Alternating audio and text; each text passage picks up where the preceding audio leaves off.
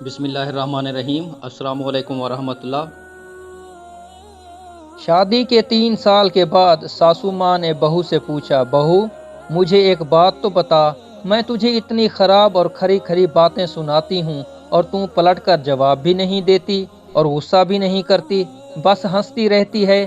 بہو کو تو جیسے سنانے کو کہانی مل گئی، کہنے لگی، اماں جی آپ کو ایک بات سناتی ہوں۔ میں جب چھوٹی تھی مجھے ہمیشہ ایسا لگتا تھا کہ میری ماں میری سگی ماں نہیں، کیونکہ وہ میرے سے گھر کے سارے کام کرواتی تھی اور کوئی کام غلط ہو جاتا تو مجھے ڈانٹ بھی پڑتی اور کبھی کبھی مار بھی دیتی تھی، لیکن ماں تھی وہ میری اور ان سے ڈر بھی لگتا تھا، تو کبھی غصہ نہیں کیا میں نے ان سے۔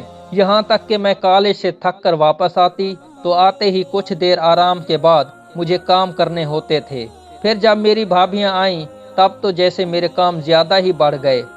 ہوتا تو ایسے ہے نا کہ بہو آئی ہو تو ساری ذمہ داریاں اس پر ڈال دی۔ میری امی نے پھر بھی میرے سے کام کروایا اور کبھی بھی بھابھیوں کو نہیں ڈانٹا، بلکہ ان کے کام بھی مجھ سے کہتی تھی کہ کر دو خیر ہے۔ پھر کیا ہوتا، ان کا ایک جملہ ہمیشہ مجھے یاد رہتا، وہ کہتی تھی، خیر ہے نمرا، اگلے گھر جا کر تجھے مشکل نہیں ہوگی، اور میں اس جملے سے چڑ گئی تھی۔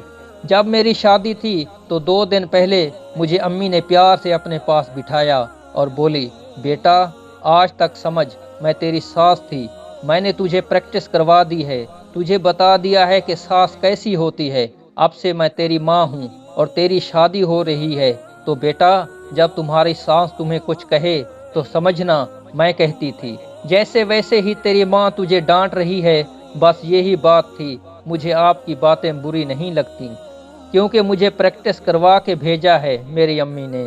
اور اماں جی آپ نے تو کبھی اتنا ڈانٹا ہی نہیں جتنی امی ڈانٹتی تھی۔ توبہ توبہ۔ بہو ہنستی ہوئی کچن میں چلی گئی اور ساس سوچتی رہی کہ کیا واقعی بیٹیوں کی تربیت ایسی کرنی چاہیے؟